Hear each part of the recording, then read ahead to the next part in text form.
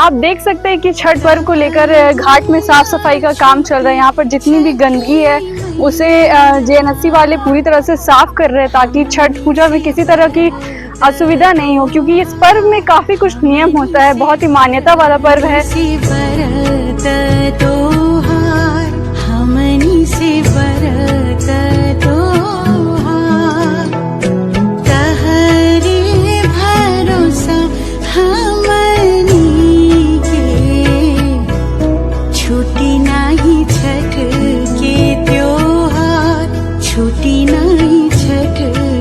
मोहानी घाट में पूरी तरह से तैयारियां शुरू हो चुकी है और यहाँ पर आप देख सकते हैं कि यहाँ के घाट के दीवारों को काफी सुंदर सुंदर चित्रकारी से सजाया गया है।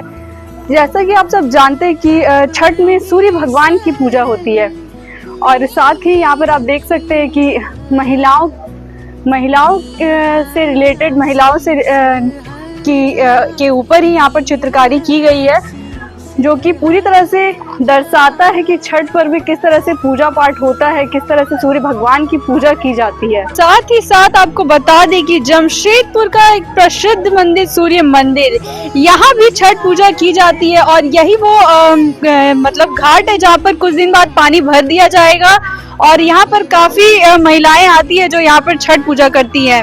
यहाँ पे कुछ महिलाएं आई, उनसे बातचीत करते हैं कि छठ को लेके उनकी क्या कुछ तैयारियां चल रही है, क्या क्या वे करती हैं छठ से रिलेटेड। छठ कितने तारीख से है? 5 तारीख से।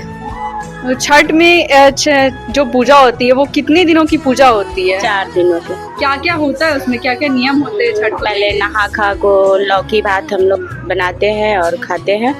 फिर उसके बाद खरना होता है, उसमें हम लोग खीर रोटी बनाते हैं और अपना पूजा करके हम लोग वो प्रसाद सब खाते हैं। और उसके बाद में ठेकुआ को बनाते हैं हम लोग रात में, सुबह में 3 बजे के करीब में। उसके बाद हम लोग शाम में अर्घ के लिए जाते हैं, सूप वूप सजा उजा के दौरा वौरा, और घाट में हम लोग जाते हैं और वहाँ गीत उत गाते हैं।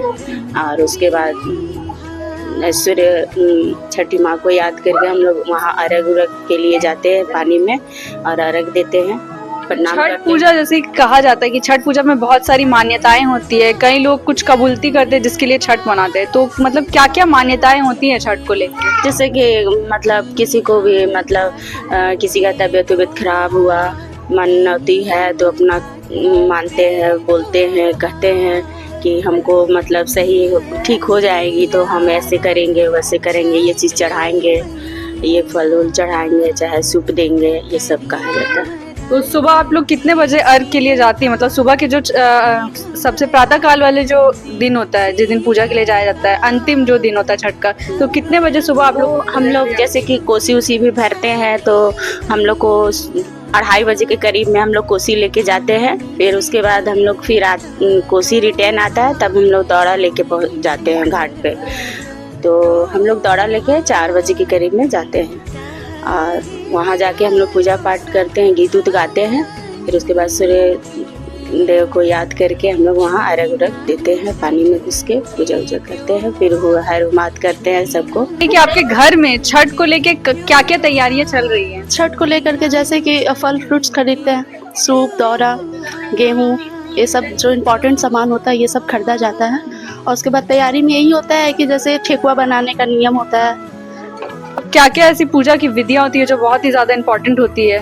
ऐसे तो छठ पर्व जो भी विधि है सब इम्पोर्टेंट ही है। पहला जो नहाए खाए वो भी इम्पोर्टेंट है, जिसमें लौकी भात बनाया जाता है। सेकंड आपका खरना होता है जिसमें आपको खीर और रोटी का प्रसाद लगता है, वो भी इम्पोर्टेंट है। और उसके बाद तो पहला अर्घ में सूर्यदेव को हम लोग अर्घ देते हैं और नेक्स्ट वाला आपको उसके बाद सूर्यदेव में जो शाम को सुबह में जाया जाता है वो।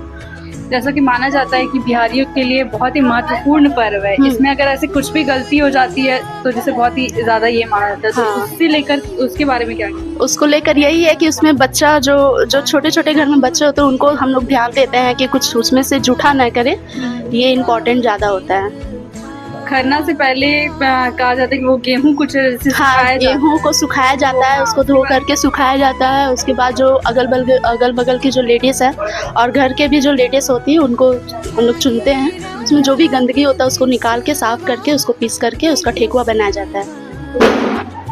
तो जैसा कि आपने महिलाओं से सुना कि छठ पर्व हमारे लिए बहुत ही महत्वपूर्ण है, इसमें काफ़ी कुछ नियम होता है जो ये लोग करती हैं और साथ ही साथ मार्केट से काफ़ी कुछ खरीदारी करती है, जैसे सूप हो, गन्ना हो, फल फूल और भी बहुत सारी चीज़ें होती है जिसकी खरीदारी ये लोग करते हैं। और इसके अलावा ये लोग नियम का काफ़ी ज़्यादा ध्यान रखते हैं कि कोई भी चीज़ जूठा ना हो जाए, जिससे छठ पर्व में आगे कोई भी गलती हो। तो आपने देखा कि महिलाएं छठ पर्व को लेकर काफी ज्यादा उत्सुक है और वे सभी नियम का ध्यान रखते हुए आगे छठ पर्व की पूजा पाठ की तैयारियां कर रही हैं। Pratiksha Jha, the News Post, Jamshedpur.